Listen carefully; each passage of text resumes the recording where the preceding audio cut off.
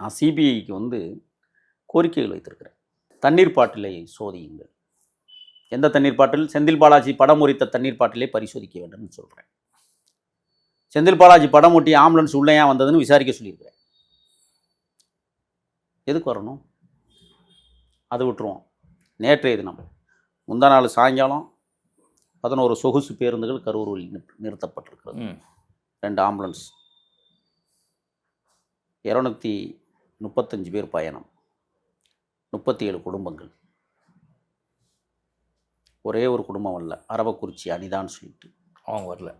ஏன் வரல தெரியுமா? உடைய உற்றார் உறவினர் ஒருவர் இறந்து போயிருக்கிறார். அந்த துக்க நிகழ்ச்சியிலே அவர்கள் கலந்து கொள்ள சென்றதால் அவர்கள் வரவில்லை. அத்தனை பேர் வந்துட்டாங்க.